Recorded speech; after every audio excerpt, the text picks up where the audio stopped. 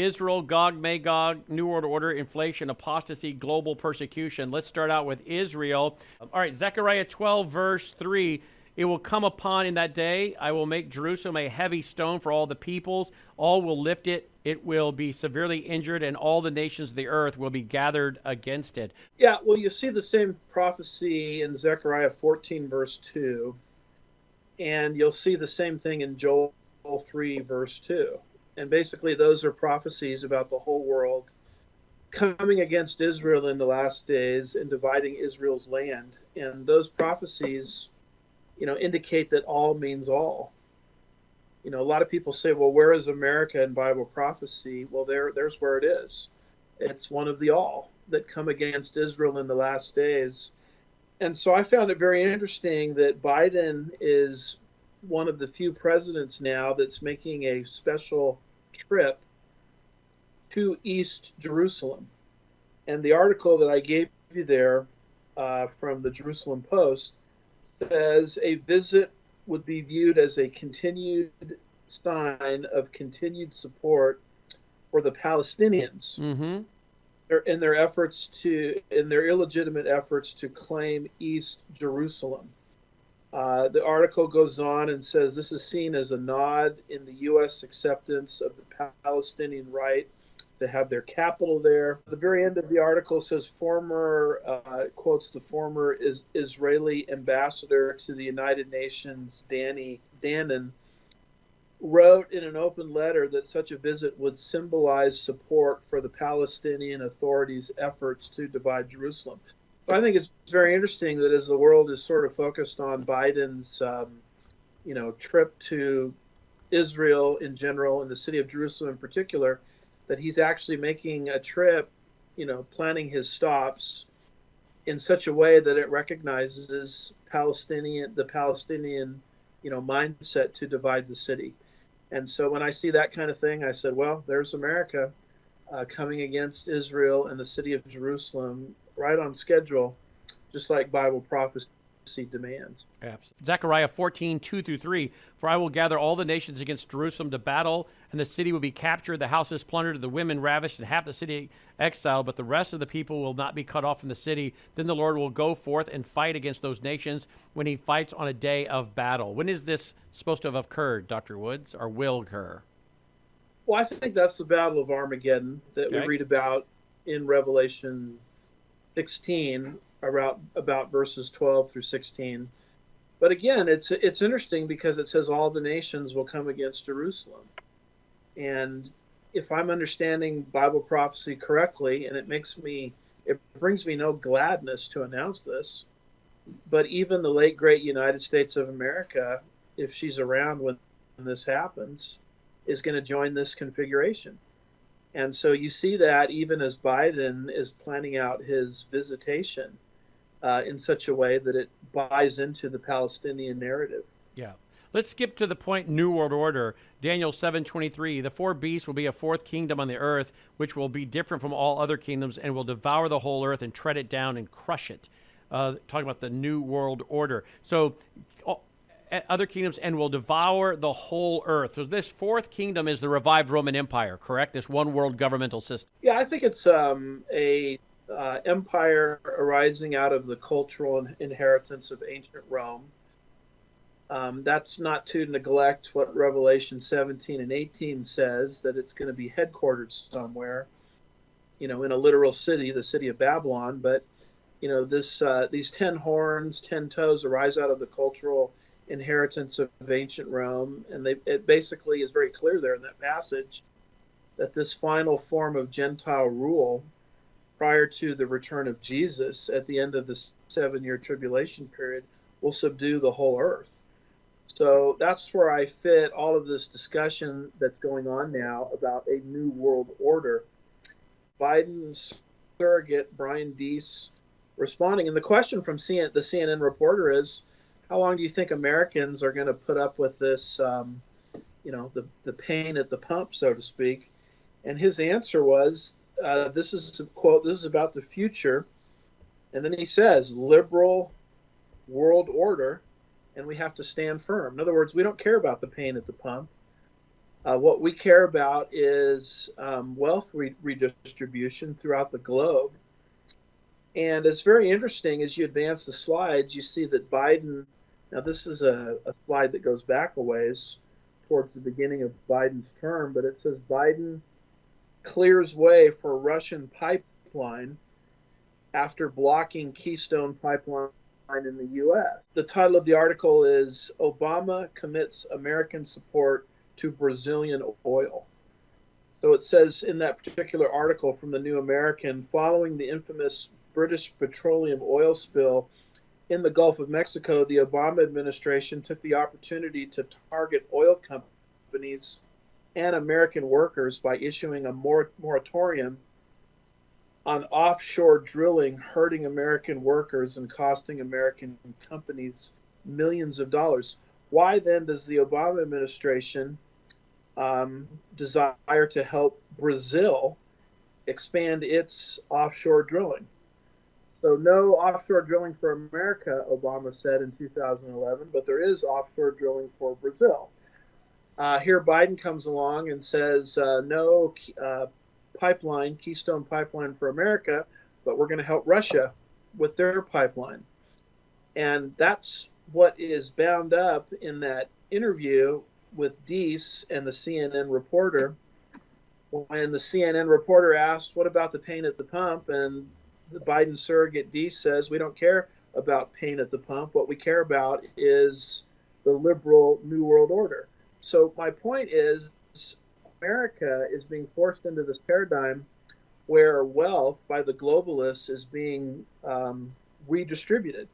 Decisions are made against America, but in favor of other countries, because the globalists have already made a decision that America is just too rich.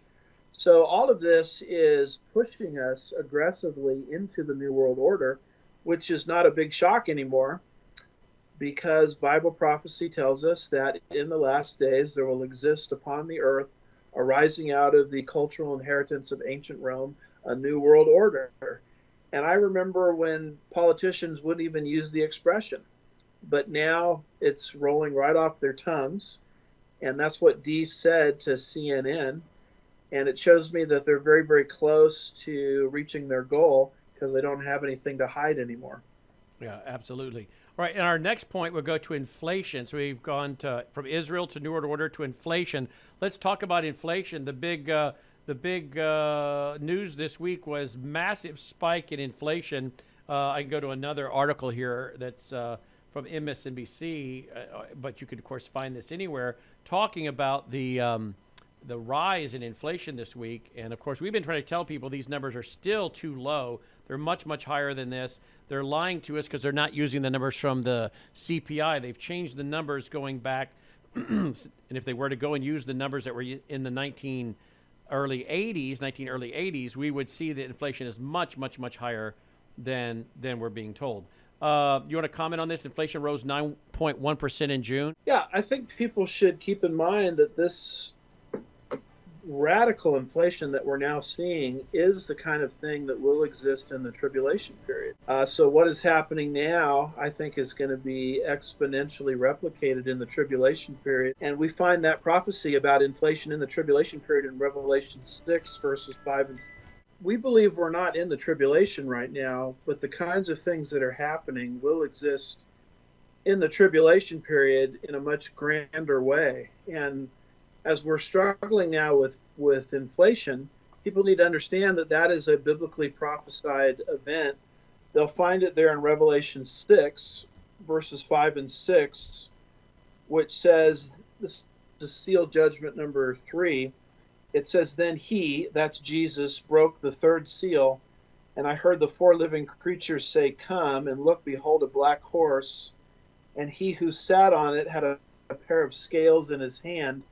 Verse 6, I heard something like a voice in the center of the 4 living creatures saying, a quart of wheat for a denarius, and 3 quarts of barley for a denarius, and do not harm or damage the oil and the wine.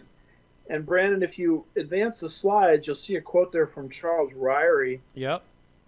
Ryrie Study Bible, and he talks about what a denarius was in the time the Bible was written. He says a Roman silver coin that had a normal purchasing power of 10 quarts of wheat or 30 quarts of barley. So basically, what has happened by the time you get to seal judgment number 3 is the value of the world's monetary supply has basically been reduced to 10% of its value. And so this is inflation. This is not just inflation that's described here. This is wild, hyper, radical inflation. And, today we're complaining about a number of, 9% inflation rate. Well, the Bible says it's actually going to get much worse, where the currencies of the world are going to be reduced to about 10% of their current purchasing power. And I don't think a prophecy like that can come into existence in a vacuum. The world stage has to be set for it. And that's my understanding of how the current inflationary pressures that we're now under fit into the pages of God's Word. Let's look at this first 6 seals, Revelation 6. The first one is the advent of Antichrist, Revelation 6, verses 1 to 2. So the appearing of the Antichrist. Seal 2, verses 3 and 4 of chapter 6 of Revelation, war. Seal 3, verses 5 and 6 of Revelation chapter 6 is famine. Famine, folks. Is there talk about global famine? Seal 4, verses 7 and 8 speak of this, death. What kind of death? What are you thinking? Or is death from pandemic, plagues? What are we talking about here? Well, first of all, when it talks about death in those verses, it specifically describes 25% of the world's population eliminated. Today everybody's all uptight about COVID, which accounts for less than a minutia of 1% death rate. Think of a quarter of the world's population being eradicated, and that's what happens by the time you get to seal judgment number 4. And I think the death is caused by what precedes it. What precedes seal judgment number 4 is seal judgment 2 and 3, which is war and famine. So the war and famine of seal judgment 2 and seal judgment number 3 are so severe that by the time you get to seal judgment number 4, 25% of the world's population is eliminated. Wow. And then we got seal 5, which is verses 9 through 11 of Revelation 6, martyrdom. Christians being, I guess maybe then we would call them tribulation saints being murdered, right? Yeah, you're right. This is not the church. The word church is not found once you get outside of Revelation chapter 3. This is talking about events that will transpire on the earth after the church is gone. And at the very end of that Word document I sent you, I talked about, there's an article there about a man, I think in Pakistan, who basically was in sort of a dispute with somebody, a customer. I guess he owned some kind of motorbike operation there in Pakistan. And this guy came into his store and demanded some kind of discount because he was Muslim. And the guy said, well, I'm sorry, I don't give discounts to people, just because they're Muslim. I, for one, am a Christian. And that got him reported to the authorities and arrested. And he's been away from his family for 5 years under Pakistan's blasphemy law. And now this article, that's the very end of the Word document I sent you, indicates that this man is now scheduled for, he's now been sentenced to death. Wow. So this is the kind of thing that's happening all over the world. Martyrdoms are not decreasing, they're increasing. And of course, these things are going to not slow down. They're going to accelerate, I believe.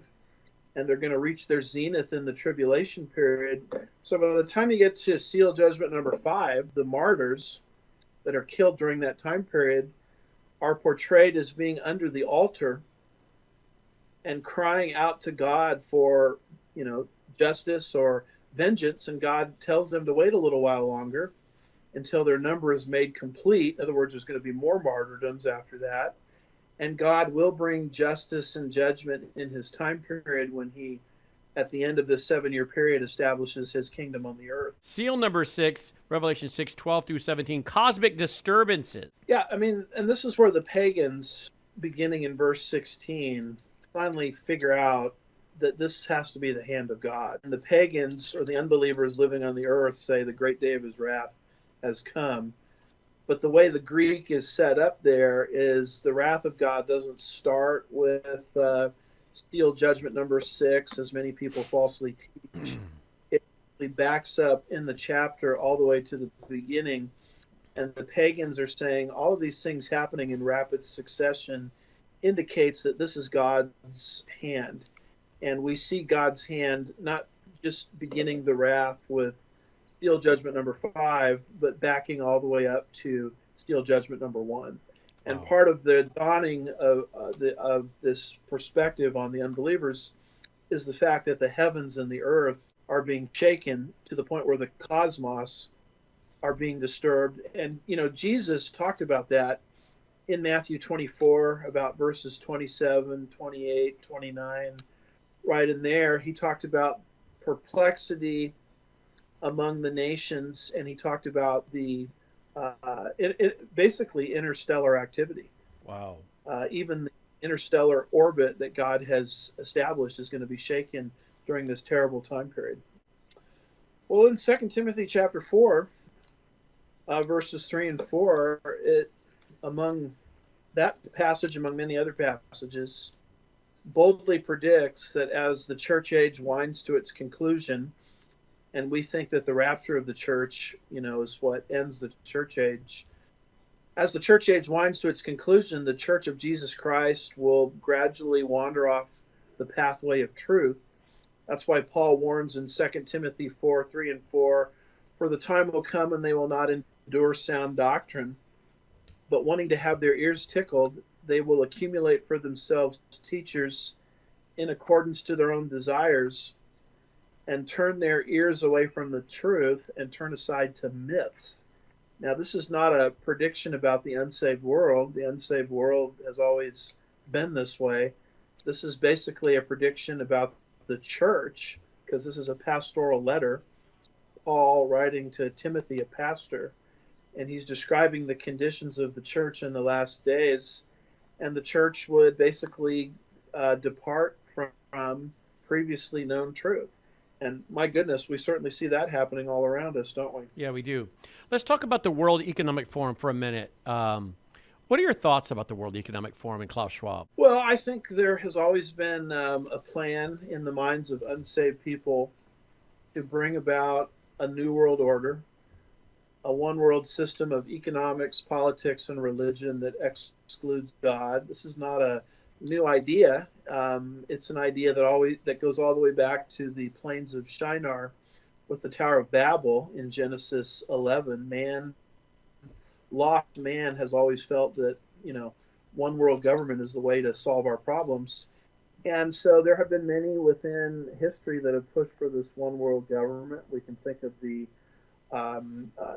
different groups, the Council on Foreign Relations, the Trilateral Commission. And so this WEF, or this World Economic Forum, is sort of the latest group to push for this idea very boldly and aggressively. And today it goes by the name the Great Global Reset. Do you think the World Economic Forum, when they say that by 2030 you'll own nothing and be happy, and merging big government and big business together,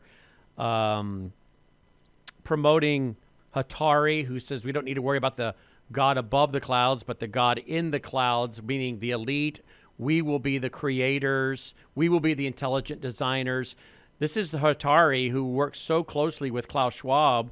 Klaus Schwab has supposedly been mentored by Henry Kissinger. He was for funding abortion all over the globe. Do you think the World Economic Forum is a demonic organization, a satanic organization? You think it's doing the work of Satan and setting the foundation for the Antichrist? Well, I think they're right. 50% of it. They said we'll own nothing and be happy. So I think we'll own nothing if we're still here, but we won't be very happy. So they're about 50% right. But prophecy is such that it can't materialize in a vacuum. The stage has to be set. Even the prophecies related to Christ's first coming, the stage was being set centuries in advance. And so that's how I would factor in this whole World Economic Forum. It's Satan, moving the chess pieces around for his final match. Paul, all the way back in 2 Thessalonians 2, verse 7, said the mystery of lawlessness is already at work. And that was 2,000 years ago. And 1 John chapter 4 and verse 3 says the spirit of the Antichrist is already in the world. And so, yes, all of these groups, the WEF being the latest, are basically satanically manipulated institutions, sort of paving the way for Satan's final masterpiece and project, a restoration of Genesis 11. So you're not encouraged by the work of Klaus Schwab? No. I believe Dr. Woods, the World Economic Forum, is indeed preparing the way for the Antichrist. I had on Dr. Rob Lindstedt the other day, and he was saying the Great Reset is all about preparing the world for the Antichrist, a one-world economy, a one-world government, one-world religion. The World Economic Forum is pushing digital currency. We've explained and documented this from their own website. They're pushing the idea of no privacy. You'll have to have a digital ID to get on the internet, to vote, to do anything. They're pushing the idea of hacking the human brain. They become the creators. It's transhumanism, technocracy. It's about as demonic as you could get in modern times. And I was just told, literally, as we were going on the air by a retired military officer, that Billy Graham's daughter, Anne Graham Lotz, has been endorsing since at least 2011 the World Economic Forum. I've never been a real big fan of hers. Something just didn't set right with me. But anyway, so I've pretty much ignored her. She's just not someone I follow, and really, like I said, it's something just didn't fit right with me. But anyway, sure enough, I went to her website, annegrahamlotz.org, put in her name, put in World Economic Forum in the search engine, and I found this. I knew my participation at the World Economic Forum would be challenging physically, mentally, and spiritually, and it was. Approximately 2,000 world leaders gathered in a small Swiss skiing village for their annual meeting at the end of January to network and help guide the world to a better place. While I attended 5 years ago, I have not been able to arrange my schedule to return until this year. When I did, I was very encouraged to discover that the founder and director, Professor Klaus Schwab, publicly acknowledged that answers to the problems the world is facing politically and economically will come from what he describes as the faith community, end quote. While I know at Davos the faith community includes Muslims, Hindus, and Buddhists, Professor Schwab went on out of his way to draw in evangelical Christians such as myself. Yeah, you're being used as a useful idiot, woman. To draw in evangelical Christians such as myself and to make us feel welcome. And I saw Jesus in righteousness and justice, shaking the world's business and economic leaders by exposing the greed and self-serving interests that have dominated policies for decades. As a result, many leaders now seem open to the need for shared values. What shared values? How do you have shared values, Anne? How do you have shared values with these people that are Antichrist figures, preparing the way for the Antichrist? 2 Corinthians 6:14-17 says you can't do it. Revelation 18 says, come out of this system, be separate. Sorry, Anne, there are no shared values, but whatever. And we're looking for answers beyond the traditional bastion of power and conventional wisdom. Could God be allowing the world to face problems that seem to have no human solution so that its leaders will look up? God will give them wisdom, insight, and solutions that are beyond their considerable intellectual knowledge and experience if they will turn to him. But here we have Professor Schwab. She says she discovered that founder and director Professor Klaus Schwab publicly acknowledged that answers to the problems we're facing politically and economically will come from what he describes as the faith community. And she says, I was very encouraged to discover that, he was doing this. You want to comment before I go to another slide of hers? Well, I would just say, shame on her, first of all. I think she knows better than that. Globalist forces have always wanted to co-opt religion and use all vestiges of religion, including evangelical Christianity, as sort of a useful idiot to promote their agenda. And here the World Economic Forum is doing this identical thing with Anne Graham Lotz. So she needs to publicly recant. Any ministry that's platformed her or brought her in to teach Bible prophecy needs to publicly repent, because this is just unconscionable.